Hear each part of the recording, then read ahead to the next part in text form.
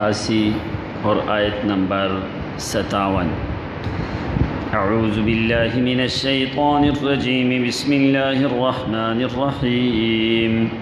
والذین آمنوا وعملوا الصالحات سندخلهم جنات تجری من تحتها الانہار خالدین فیها ابدا لهم فيها أزواج مطهرة وندخلهم ظلا ظليلا۔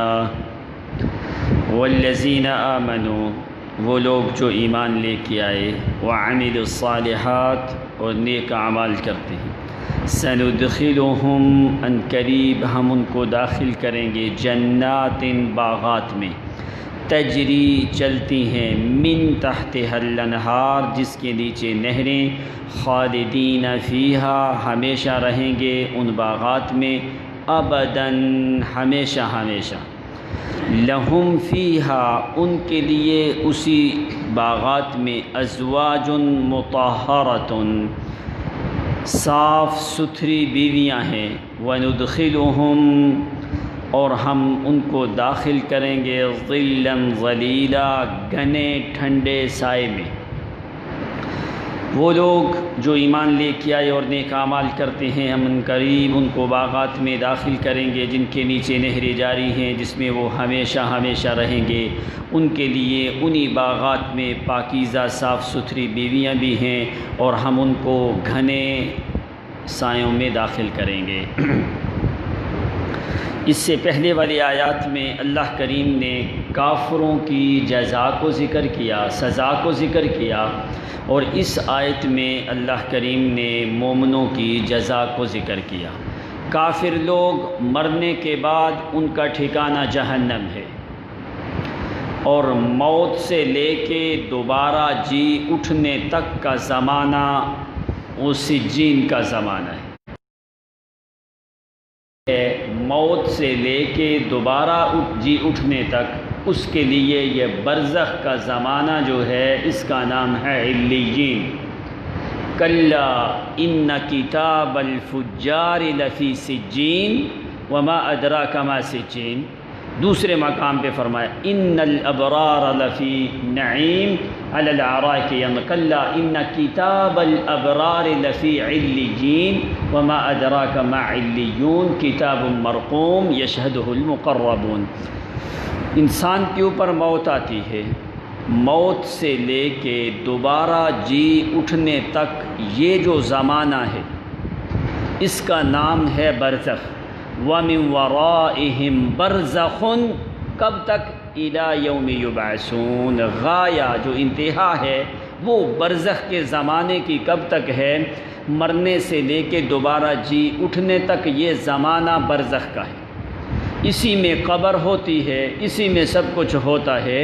یہ اس کے بعد پھر اللہ تعالیٰ دوبارہ ان جسموں کو زندہ کرے گا، زندہ کرنے کے بعد نکلی ہوئی روحوں کو دوبارہ اس جسموں میں داخل کر کے پھر ان سے مستقل حساب و کتاب اور جنت اور دوزخ کا فیصلہ بعد میں کیا جائے گا۔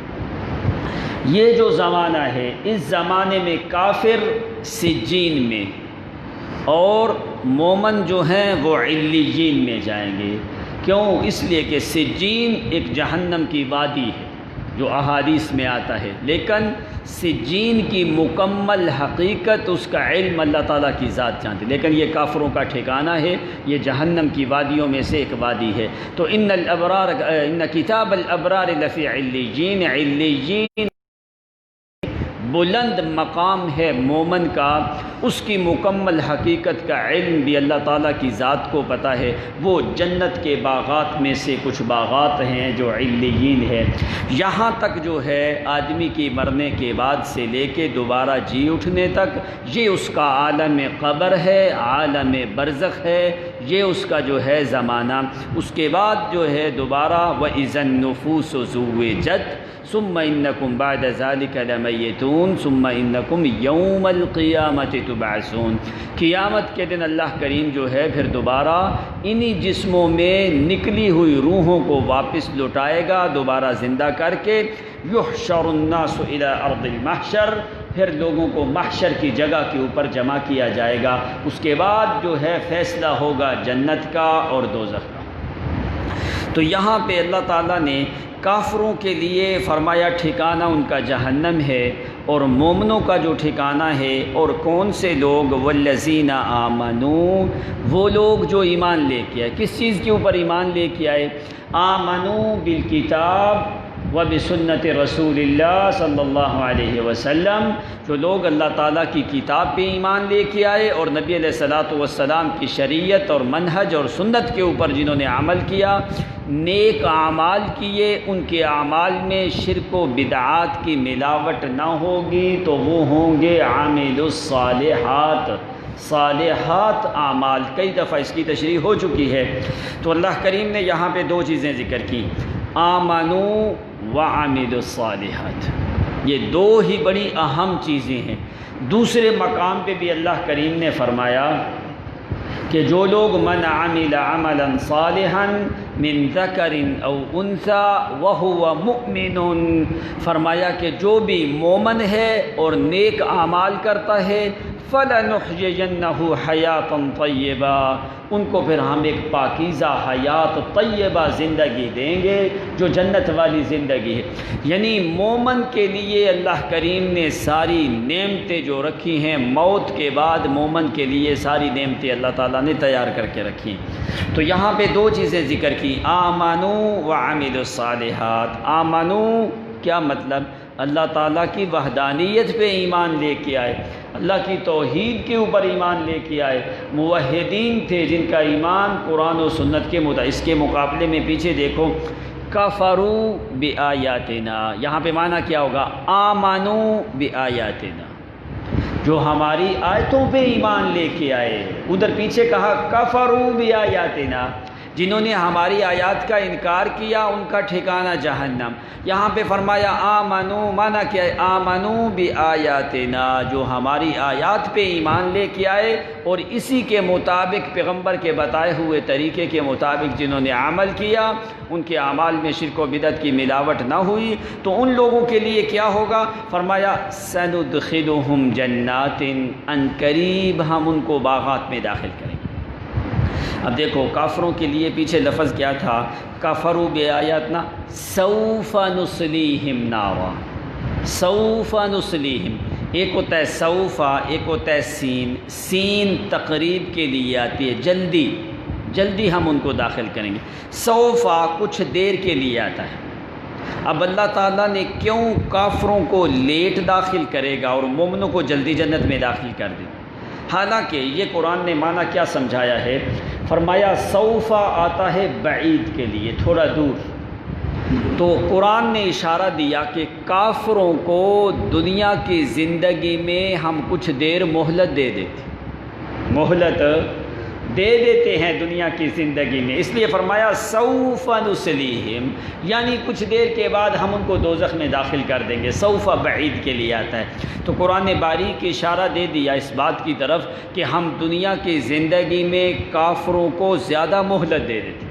اب دیکھو فرعون کتنا لمبا زمانہ ظلم کرتا رہا، اللہ نے مہلت دے دی۔ نمرود نے کتنے ظلم کیے، اللہ نے مہلت دے دی۔ اسی طرح حامان، شداد، یہ بڑے بڑے جو کافر تھے، ان کو اللہ تعالیٰ نے لمبا زمانہ مہلت دی تھی۔ تو قرآن نے اشارہ دیا سوف نصلیہم، ان کو ہم دوزخ میں داخل کریں گے لیکن کچھ زمانہ۔ کیا مطلب؟ کہ ہم کافروں کو دنیا میں مہلت دیتے رہتے کہ شاید کہ آج توبہ کر لے، 10 سال کے بعد کر لے، 20 سال کے بعد کر لے۔ تو فرمایا مومن سندخلہم، جب بھی وہ فوت ہوتا ہے ان کے لیے ہم نے ٹھکانے مقرر کر دیے۔ سندخلہم، ہو مومن، اس کے لیے کوئی مہلت کا زمانہ نہیں ہے، جب بھی اس کے اوپر موت آ جائے اگر مومن ہے تو اللہ تعالیٰ اس کو جنات میں داخل کر دیتے ہیں۔ تو فرمایا سندخلہم، ان قریب ہم ان کو داخل کریں گے۔ اب جنتوں کی بڑی قسمیں ہیں نا، یہ جو علیین ہے یہ جنت کے باغات میں سے ایک باغات ہے۔ تو اس میں اللہ تعالیٰ جو جیسے حدیث میں آتا ہے کہ مومن کی جو قبر ہے، روضۃ من ریاض الجنہ، مومن کی قبر جنت کے باغوں میں سے باغ ہو جاتی ہے، اور کافر کی او حفرۃ من حفر النیران، یا جہنم کے گڑھوں میں سے گڑھا ہو جاتی ہے۔ کافر کی قبر وہ جو عالم برزخ میں قبر، یہ قبر جو ہے اس قبر میں کچھ بھی، اس قبر میں کوئی حساب کتاب، قانون یہ ہے کہ اس قبر میں کوئی حساب کتاب، اللہ تعالیٰ کی ذات قادر ہے، اگر وہ چاہے تو اس قبر میں بھی دے سکے، اللہ کی قدرت میں شک نہیں، لیکن یاد رکھنا دنیا کا نظام قانون کے تحت چلتا ہے، اللہ کا نظام وہ قدرت کے تحت چلتا ہے۔ ماں باپ کے بغیر اولاد پیدا نہیں ہوتی، یہ قانون ہے، قیامت تک یہ قانون چلے گا، اس لیے کہ یہ دنیا ہے، دنیا میں قانون کے مطابق چلا جاتا ہے، اور اللہ کا نظام وہ قدرت ہے۔ اللہ نے عیسیٰ علیہ السلام کو بغیر باپ کے پیدا کر دیا، یہ اللہ کی قدرت ہے۔ قانون کیا ہے کہ اس قبر میں عذاب سزا نہیں ہوتی، قدرت کیا ہے اللہ جب چاہے دے بھی سکتا ہے، اللہ تعالیٰ کے سامنے کوئی چیز بعید نہیں ہے۔ لیکن اگر مانا جائے نا اس قبر میں عذاب سزا ہو، یہ اس قبر پہ بیٹھ کے لوگوں کو مردوں کو بخشواتے رہتے ہیں نا، اب بالفرض ہندوؤں کی قبریں ہی کوئی نہیں تو ان کو پھر عذاب سزا کوئی نہیں، یہ تو پھر سارا عذاب سزا مسلمانوں کے لیے، یہ نمازیں بھی پڑھیں، روزے بھی رکھیں، صدقے بھی کریں، قربانیاں بھی کریں، حج عمرے بھی کریں، نوافل بھی کریں، تلاوت بھی کریں، سارے نیکی کے کام بھی کریں، اور قبر کے عذاب کے رگڑے بھی ان کو لگتے رہیں۔ ہندو کچھ بھی نہ کریں، خلاص ختم، ہندوؤں کی تو موجیں ہو گئی نا۔ پھر دوسری مثال سمجھو، ایک آدمی کسی دوسرے ملک میں فوت ہوتا ہے، اس کی میت وہ سرد خانے میں رکھ دیتے ہیں، تلاجات میں رکھ دیتے ہیں نا، وہاں پہ کولڈ سٹور انہوں نے بنائے ہیں اسپیشل جو ہے موتا کے لیے نا، میتیں وہاں پہ رکھ دیا، اس کے کاغذات تیار ہوتے ہیں، تیار ہوتے ہوتے 20 دن کے بعد، 25 دن کے بعد، 15 دن کے بعد تمہاری میت تمہارے پاس پہنچتی ہے، تابوت میں بند ہوتی ہے، 20 دن کے بعد تم میت کو دفناتے ہو۔ تو حدیث میں کیا آتا ہے، جب آدمی فوت ہوتا ہے اس سے فوری سوال کیا جاتا ہے، مر ربک ما دینک من نبیک، تیرا رب کون، تیرا دین کیا، تیرا نبی کیا۔ تم میت کو دفناتے ہی نہیں، تم میت کو دفناتے ہو 20 دن کے بعد، اس کا مطلب ہے اللہ تعالیٰ ملائکہ کو روک کے رکھتے ہیں کہ ٹھہر جاؤ، یہ لوگوں کو میت دفنانے دو۔ اس کا مطلب ہے کہ اللہ کریم تمہاری میت کے دفنانے کا محتاج ہو گیا، اللہ تو پھر محتاج ہے نا، جلدی کرو، کب دفناؤ گے، میں ملائکہ کو بھیجوں، کب دفناؤ میت کو، 20 دن کے بعد دفناؤ گے یا 30 دن کے بعد، جب دفناؤ گے پھر میں ملائکہ کو بھیج دوں گا۔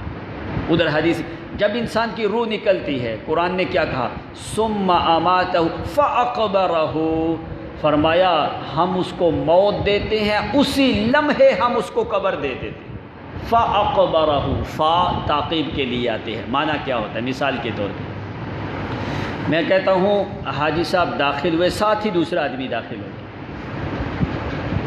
دخل الشیخ وتلمیذہ فتلمیذہ، شیخ داخل ہوا، ساتھ اس کا شاگرد بھی داخل ہوا۔ کیا مطلب کہ شیخ داخل ہوتے ساتھ ہی اس کا شاگرد بھی داخل ہو گیا۔ دخل زید فعمر، زید داخل ہوا، فعمر، پس اس کے پیچھے ہی عمر داخل ہو، یہ مطلب ہے فا کا۔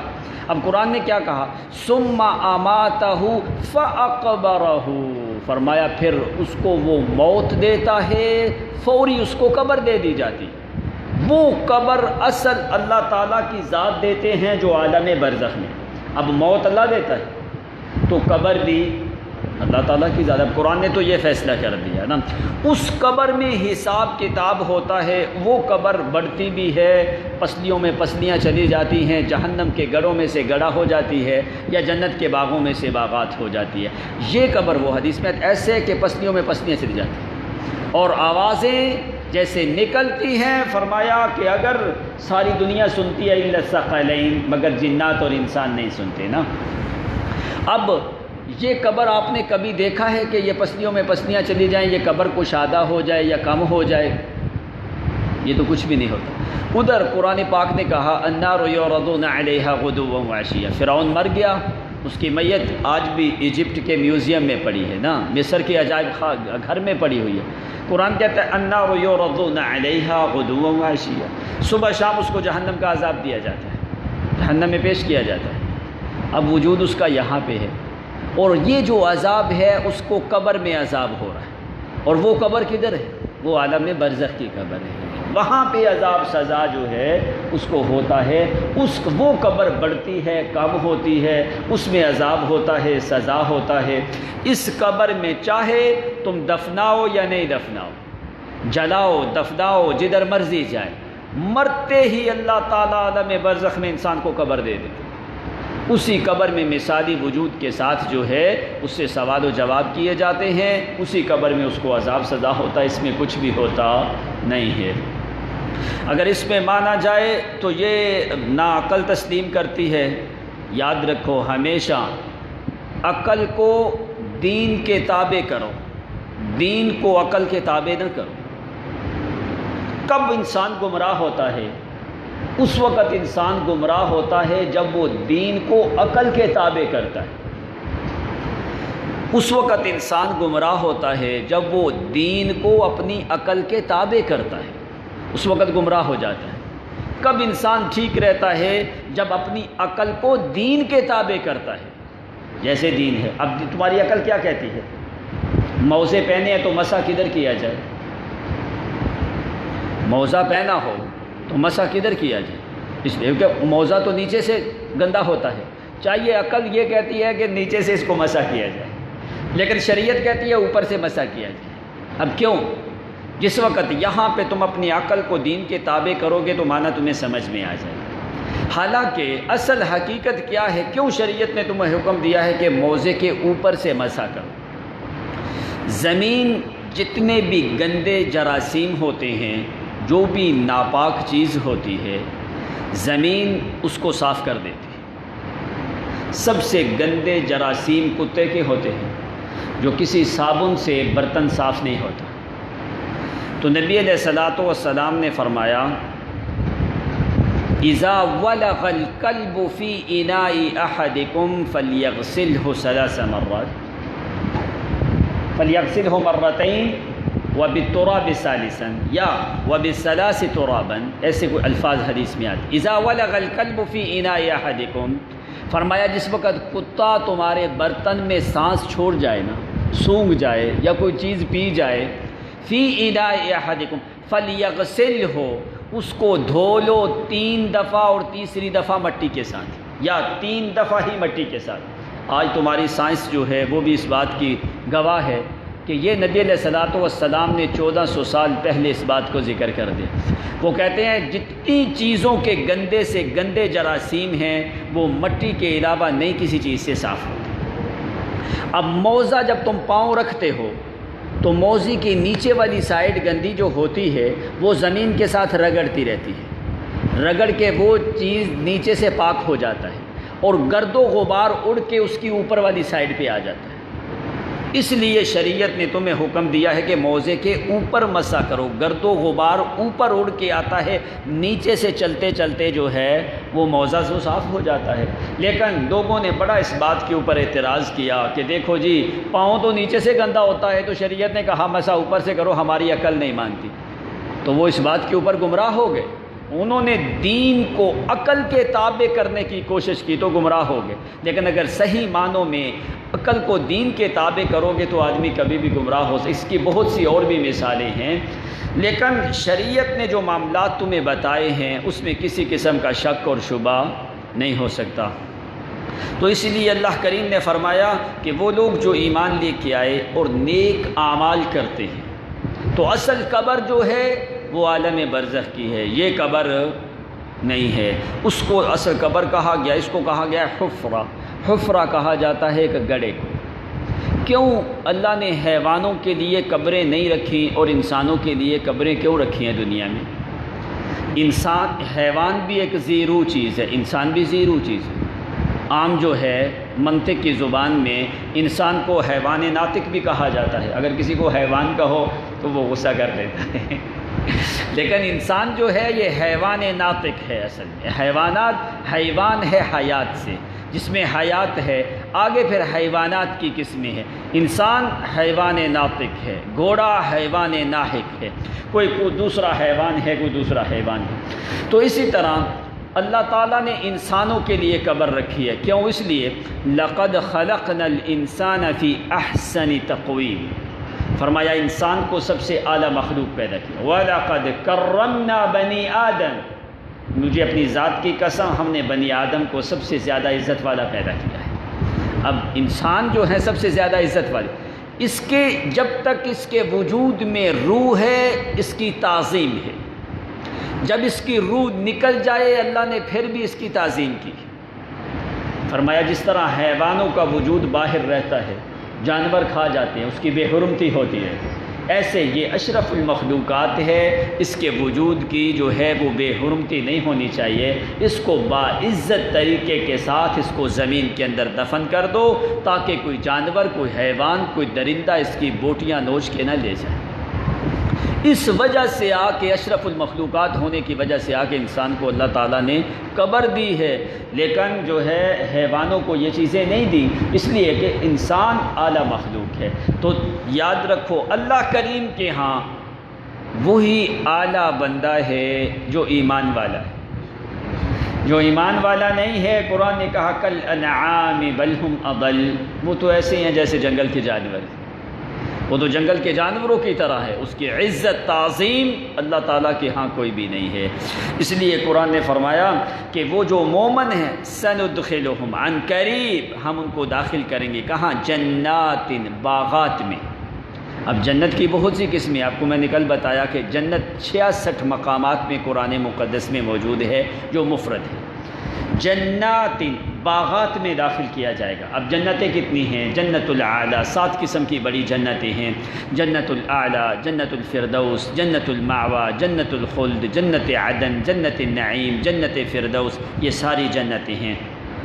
حضرت ابراہیم علیہ السلام نے جنت نعیم کو طلب کیا اور نبی علیہ السلام نے جنت فردوس کو مانگا ہے. کیوں جنت النعیم کو ابراہیم علیہ السلام نے مانگا اور نبی علیہ السلام نے جنت الفردوس کو کیوں طلب کیا؟ جنت النعیم وہ ہے من کل فاکہۃ فیہا، جنت النعیم وہ ہے جس میں ہر قسم کے پھل ہیں، جس میں ہر قسم کے پھل. اللہ نے تمیز کی ہے جنتوں کی، نہ کچھ جنتیں نیچے ہیں.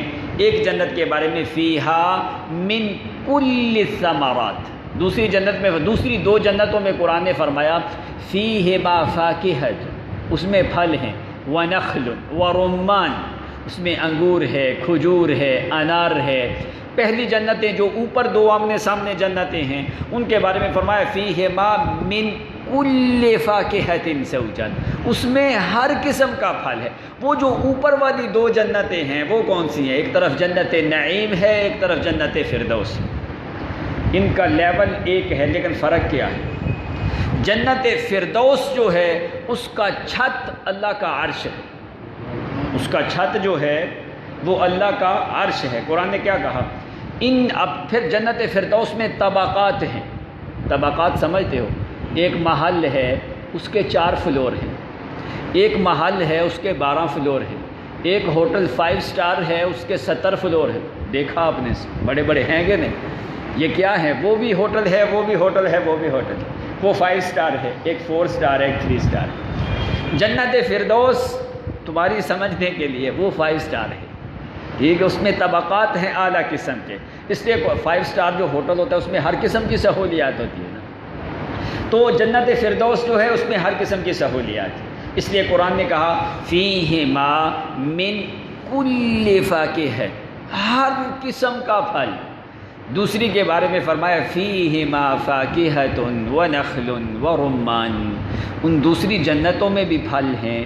فرمایا اس میں انگور، فروٹ، یہ عنب، یہ سارا کچھ ہے. یہ قرآن نے بڑا ایک عظیم قسم کا فرق جو ہے اور بڑا باریک فرق ذکر کیا ہے سمجھنے والوں کے لیے نا. تو وہ یعنی کہ اس جنت میں پھر طبقات ہیں.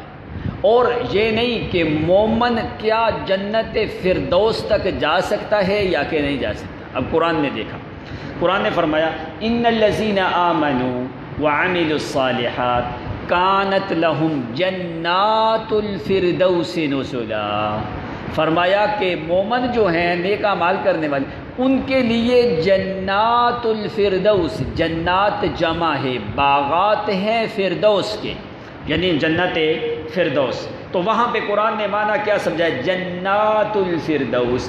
فردوس ایک ہے، فردوس جو ہے صفت، ایک ہے جنات۔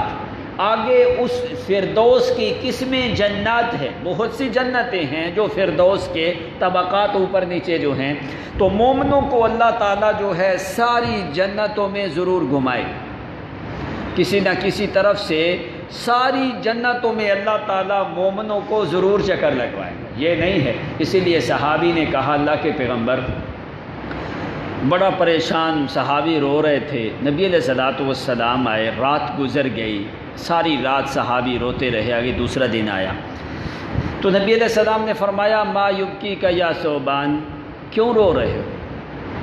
فرمایا کیا معاملہ؟ فرمایا اللہ کے نبی، اور بھی انہوں نے باتیں کی، فرمایا اللہ کے پیغمبر میرے دل میں خیال آیا آپ تو اللہ تعالیٰ کے اعلیٰ پیغمبر، اور آپ کی جنت جنت فردوس میں سب سے اوپر والا فلور جس کا نام ہے مقام وسیلہ، جو آپ ہر روز اذان کے بعد جو دعا پڑھتے ہو، کیا پڑھتے ہو؟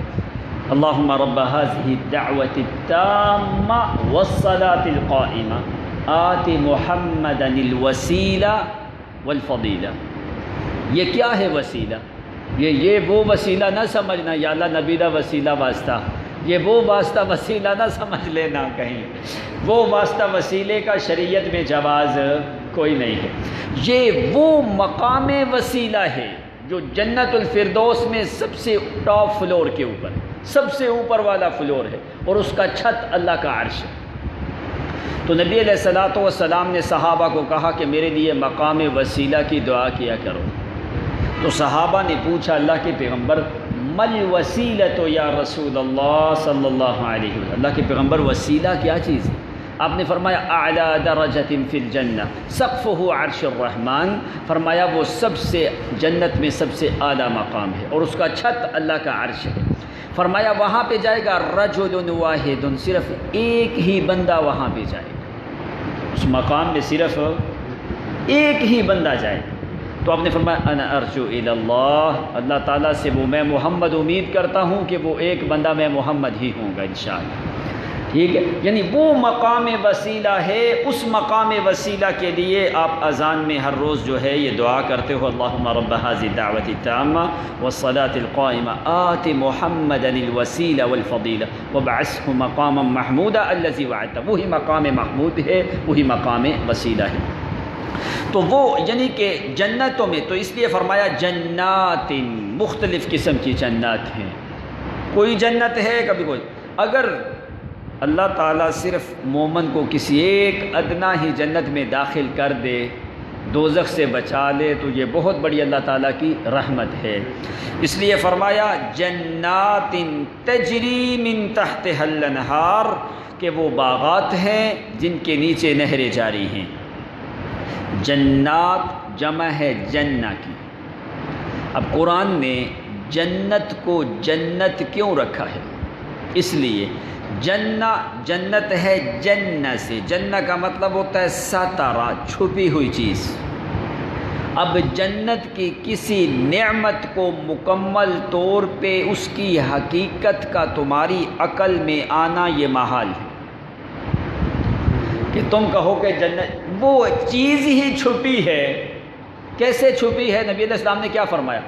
ما لا عین رأت ولا اذن سمعت ولا خطر علی قلب بشر۔ اب دیکھو تین چیزیں یہاں پہ بڑی اہم ذکر کیا۔ ما لا عین رأت، وہ کسی آنکھ نے نہیں دیکھا۔ اب دیکھو اگر آنکھ ایک چیز کو دیکھتی ہے، کھلی فضا ہو، تو آنکھ کا دیکھنے کا ایک دائرہ محدود ہوتا ہے، وہ ایک حد تک دیکھ سکتی ہے۔ فرمایا یہ نہ سمجھ لینا کہ جنت اتنی ہے کہ جتنی تمہاری آنکھ کا دائرہ محدود ہے۔ آگے دوسری چیز ولا اذن سمعت، کہ تم ادھر بیٹھے ہو، باتیں تم عراق کی سن رہے ہو، باتیں تم دنیا کے دوسرے کونے کی سن رہے ہو۔ کیا تمہارا سماعت کا حلقہ بصارت سے زیادہ وسیع ہو گیا؟ اب بصارت کہاں ہے؟ جہاں تک تمہاری نظر جاتی ہے۔ اب دوسری بات شریعت نے کیا کی؟ حدیث ولا اذن سمعت، فرمایا ایسا بڑا ہے کہ جسے کسی کان نے سنا ہی نہیں۔ اب تمہارا آنکھ سے کان کا حلقہ زیادہ وسیع ہو گیا. کیسے؟ آنکھ کا حلقہ اتنا ہے جہاں تک تم دیکھتے ہو. اب کان کا حلقہ کتنا ہے؟ بیٹھے تم یہاں پہ ہو، باتیں تم کینیڈا سے سن رہے، عراق سے سن رہے، دوسرے دنیا کے کسی دوسرے کونے سے سن رہے ہو نا. اب کان کا حلقہ تمہارا زیادہ وسیع ہو گیا نا. اب قرآن نے، شریعت نے کیا سمجھایا کہ جنت وہ نہیں جہاں تک تمہاری آنکھ جاتی ہے، اس کو محدود نہ سمجھنا. پھر فرمایا وَلَا أُذُنٌ سَمِعَتْ، کہ اس سے بھی حلقہ بڑا ہے جنت کے جہاں تک تیرے کان بھی پہنچ سکتے. تیسری چیز کیا ہے؟ وَلَا خَطَرَ عَلَى قَلْبِ بَشَرٍ، وہ اتنی بڑی چیز ہے تیرا اس دل میں کوئی خطرات اور گمان بھی آ سکتا نہیں ہے. معنی کیا سمجھا دیا شریعت نے؟ اس جنت کی نعمتوں کے بارے میں تو سوچتا رہے ساری زندگی، تو اپنی عقل میں اس کے اندازے لگائے گا، لیکن اس کی نعمتیں نہ تو تیری آنکھ دیکھ سکتی دنیا میں، نہ تیرا کان اس کے بارے میں سن سکتا ہے، اور نہ تیری عقل اور تیرے دل میں اس کے خطرات آ سکتے ہیں. وہ ہے ہی اتنی وسیع. اب دیکھو مثال کے طور پر، اب یہاں پہ کیا ہے؟ جنات. اس لیے جنات جنتن کی جمع ہے، اور جنہ کا مطلب ہوتا ہے ستارہ، چھپی ہوئی چیز.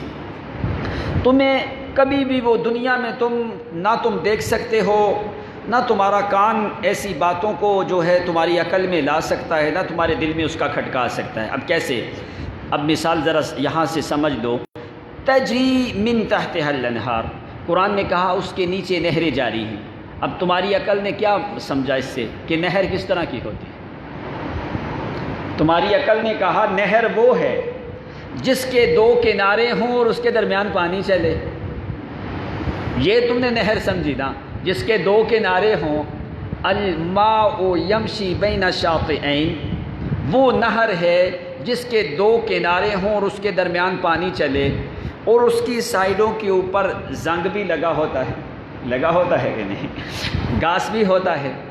وہ جو بھل صفائی جو کرتے ہیں وہ کیوں کرتے ہیں؟ زنگ آ جاتا ہے، گندگی آ جاتی ہے. اب تمہاری ذہن میں یہ آئے گا کہ نہریں اسی طرح کی ہوں گی جس طرح کی یہ نہر ہے، یا جس طرح کی یہ بڑی نہریں ہیں، دو کناروں کے درمیان پانی. لیکن قرآن نے کیا کہا؟ کیسی وہ نہریں ہیں؟ وہ ایسی نہریں نہیں ہیں جیسی یہ نہریں. وہاں پہ پانی چلتا ہے، اس کے کنارے کوئی نہیں، اس کے کنارے. اب یہاں پہ نہروں کے کنارے کیوں ہوتے ہیں؟ یہ پانی کو روکنے کے لیے نا. اب وہاں پہ فرمایا تجری من تحتها الانہار، وہاں پہ جو نہریں جاری ہیں ان نہروں کے کنارے کوئی نہیں. کنارے ہوتے ہیں پانی کو روکنے کے لیے. اب تمہیں کیا نظر آئے گا؟ پانی چل رہا ہے. کیسے چل رہا ہے؟ ایسے ہی چل رہا ہے جیسے نہر میں چلتا ہے. اور نہر میں کیوں چلتا ہے؟ دونوں کناروں نے پانی کو روک کے رکھا ہوا ہے. لیکن وہ تمہیں پانی چلتا نظر آئے گا اور پانی اونچا بھی ہوگا. تم خیال کرو گے یہ پانی کو کس نے روکا ہوا ہے؟ فرمایا محجوزۃ بقدرت اللہ سبحانہ وتعالی، اس پانی کو اللہ نے اپنی قدرت کے کناروں سے روکا ہوگا، تمہیں کنارے نظر نہیں آئیں گے. اب تمہاری عقل نے یہی سمجھا کہ جس طرح یہ تمہاری نہریں ہیں اسی طرح کی نہریں ہوں گی. اس لیے شریعت نے کیا فرمایا؟ وہ جو نعمتیں ہیں نا، ما لا عین رأت ولا اذن سمعت ولا خطر على قلب بشر، وہ ایسی نعمتیں ہیں کہ جو کسی انسان کی عقل میں آ سکتی نہیں ہے. تم انار سمجھتے ہو یہی انار ہے جو یہاں پہ ہے، کیلا سمجھتے ہو جو یہی کیلا ہے، اور تم بیر سمجھ، قرآن میں آتا ہے سورۃ واقعہ میں فی سدر مخضود، کہ یہی اس طرح کے بیری کے درخت ہوں گے. دنیا جنت میں کوئی آفت اور تکلیف دینے والی چیز نہیں ہوگی. اب یہاں پہ تم نے کبھی بیری کا درخت دیکھا ہے؟ اتنے اتنے لمبے کانٹے ہوتے ہیں نا، کوئی آدمی بیر اتار سکتا؟ اب قرآن نے وہاں پہ کیا کہا؟ فی سدر مخضود. صدر نبک وہ بیر کا درخت جو ہوگا، مخضود اس کے کانٹے قریب بھی نہیں آئیں، کانٹے شانٹے نہیں ہوں. فی صدر مخضود یعنی فی صدر بلا شوکت، اس کے کوئی کانٹے شانٹے نہیں ہوں گے. یہاں پہ بیر اتارنے کے لیے تمہیں ادھر سے کانٹا ادھر سے کانٹا تکلیف ہوتی. تکلیف دہ چیز اللہ تعالیٰ نے جنت کے قریب بھی آنے دی نہیں ہے.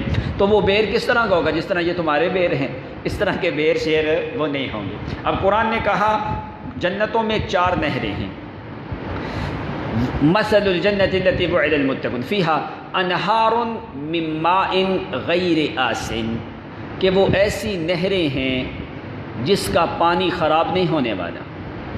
اب یہ نہر میں پانی چلتا ہے، اس کی سائڈوں پہ زنگ لگ جاتا ہے، جانور داخل ہو جاتے ہیں، پانی کی رنگت تبدیل ہو جاتی ہے، اس کا ذائقہ بھی تبدیل ہو جاتا ہے۔ نہر میں چلتا پانی کوئی آدمی نہیں پیتا نا، کیوں؟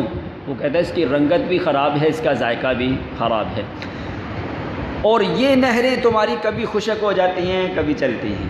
تو قرآن نے کہا فیہا نہار من ماء غیر آسن، وہ ایسی نہروں میں پانی چلتا ہوگا جو کبھی بھی خراب نہ، اس کے ذائقے میں فرق، نہ اس کی رنگت میں فرق، اور نہ وہ پانی گرم ہوگا، نہ وہ پانی گرم ہوگا۔ غیر آسن۔ اب دوسری نہر کے سن لو، یہ تو بڑی لمبی، اس کے قرآن پاک میں 23 قسم کے پانیوں کا ذکر ہے۔ تم پورا قرآن دیکھو، پورے قرآن میں 23 قسم کے پانیوں کا ذکر ہے، 23 قسم کے پانیوں کا ذکر ہے۔ ہر پانی کی قرآن نے ایک الگ صفت ذکر کی۔ پورا قرآن تم دیکھو اول سے لے کے آخر تک، 23 قسم کے پانی تمہیں قرآن سے ملیں گے۔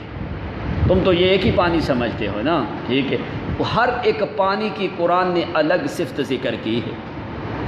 60 قسم کی بارش ہے جو آسمان سے برستی ہے، 60 قسم کی بارش جو ہے وہ آسمان سے برستی ہے، جو اس کا شریعت میں وجود ہے، اور ہر ایک بارش کی کیفیت اور اس کی حالت اور اس کے فوائد شریعت میں الگ ذکر کیے گئے۔ اب اس لیے قرآن پاک نے یہاں پہ فرمایا فیہا نہار من ماء غیر آسن۔ اب دوسری چیز کیا ہے؟ وانہار من لبن لم یتغیر طعمہ، دوسری نہر دودھ کی ہے۔ اب دودھ کا جو ہے لم یتغیر طعمہ، فرمایا من لبن لم یتغیر طعمہ، اس کا ذائقہ تبدیل ہوتا۔ اب تم نے بھینس، گائے، بیل، بکری کا دودھ دھویا، اس کو برتن میں ڈالا، 5 منٹ کے بعد اس برتن کا اثر تمہارے دودھ میں ضرور ہوتا، کوئی بھی برتن اس کا، وہ تمہارا ذائقہ اگر 2-4 گھنٹے پڑا رہے اس کا ذائقہ تبدیل ہو جاتا ہے۔ وہ مٹی کے برتن میں ہو اس کا ذائقہ اور ہوتا ہے، پیتل کے برتن میں ذائقہ اور، اسٹیل کے برتن میں اور ذائقہ جو ہے نا 2-3 گھنٹے کے بعد ذائقہ بدل جاتا ہے۔ تو شرع قرآن نے کیا کہا؟ وہاں پہ دودھ کی نہریں جاری ہیں، فیہا نہار من لبن لم یتغیر طعمہ، کبھی بھی اس کا ذائقہ بدل سکتا۔ وانہار من خمر لذۃ للشاربین، فرمایا تیسری نہر جو ہے وہ کس چیز کی ہے؟ وہ شراب کی ہے۔ اب فرمایا شراب دنیا والا گندا شراب نہیں، اس کے ساتھ بیماری کیا ہوتی ہے؟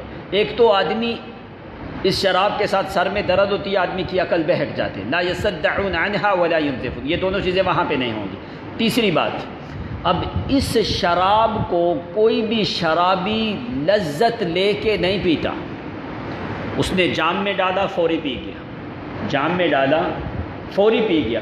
یہ جو شراب ہے دنیا کا گندا شراب جو ہے، اس کو آدمی فوری اندر کرتا ہے۔ اس شراب کو کبھی تم نے دیکھا ہے، ایک طرف آم کا جوس ہے اور ایک طرف شراب ہے، آدمی آم کے جوس کو کیسے پیتا ہے؟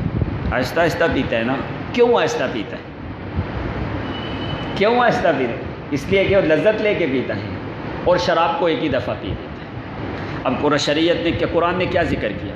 فرمایا وہ جو جنت والا شراب ہے، من خمر لذۃ للشاربین، جس طرح یہ آم کا، انار کا، اچھے فروٹ کا جوس آدمی آہستہ آہستہ لذت لے کے پیتا ہے نا، دنیا کا شراب ایک ہی دفعہ پیتا ہے، لیکن قرآن نے کہا وہ جو جنت والا شراب ہے نا، لذۃ، وہ متلذذ ہو کے پیے گا، ایک گھونٹ پیا اس کی لذت الگ، پھر دوبارہ پیا۔ جس طرح جوس آدمی آہستہ آہستہ پیتا ہے نا، کیوں آہستہ ہے؟ تاکہ وہ آہستہ آہستہ لذت لیتا ہے ہر گھونٹ کے ساتھ نا۔ تو اس لیے فرمایا خمر لذۃ للشاربین، وہ آہستہ آہستہ لذت لے کے اس شراب کو پیے گا، اور اس شراب کے ساتھ لا یصدعون عنہا ولا ینزفون، اس کے ساتھ نہ آدھے سر میں درد، نہ شقیقہ کی درد، نہ پوری درد، نہ عقل بہکے، نہ ادھر ادھر نالیاں جو ہے وہ پھلے گا